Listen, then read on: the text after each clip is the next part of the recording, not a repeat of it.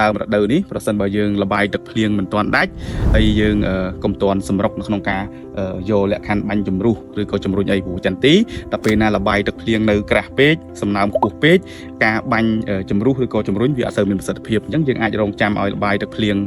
ដាច់បន្តិចសិនចាំយើងគិតគូរទៅលើការបាញ់ជំរុះតែខ្ញុំសូមបញ្ជាក់បន្តិចសម្រាប់ចន្ទីបើយើងឃើញសន្តានស្លឹកវាខូចបែបនេះច្រើនទោះវានៅក្នុងអាយុ6ឆ្នាំក៏ដោយយើងត្រូវតែប្រើលក្ខខណ្ឌបុករំញោចប្រឡុកធួយនឹងឲ្យខ្លាំងបន្តិចទើបវាអាចបែកមកឧទាហរណ៍ដូចផ្នែកផ្កាកាលពីឆ្នាំចាស់អញ្ចឹងពេលណាវាជាប់ផ្នែកប្រភេទនេះច្រើននៅប្រឡុក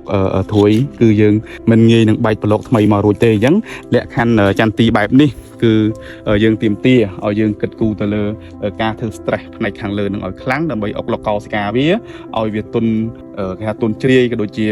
រំញោចប្រឡុកថ្មីនេះមកបានគឺយើងប្រើលក្ខខណ្ឌថៃអូចន្លោះ5គីឡូយើងបូកជាមួយនឹង13046អាចនឹងយើងប្រើ2លីត្រទឹក1000លីត្រយើងបាញ់ទៅលើចន្ទីរបស់យើងជំរើសទី1ដើម្បីឲ្យវាអុកឡុកកោសិកាស្លឹកចាស់នេះជ្រុះមកដើម្បីបែកប្រឡុកថ្មីមកតាមគុលផ្នែកដែលវាខូចនេះទើបវាមករួចជំរើសទី2ប្រសិនបើយើងបាញ់ថៃអូ5គីឡូជាមួយនឹង13046 2លីត្រហើយនៅតែមិនបែកប្រឡុកធួយនេះមកជំរើសទី2នេះគឺយើងអាចធ្វើ stress ពីខាងក្រោមមកតង់ទៀតមានន័យថាយើងអាចព្យួរបដាច់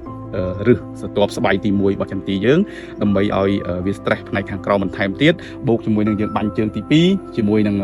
ឈុតដែលយើងបាញ់ជើងទី1នេះយើងមានឱកាសបែកប្រឡុកធួយមកបានបើមិនធ្វើដូច្នេះទេការ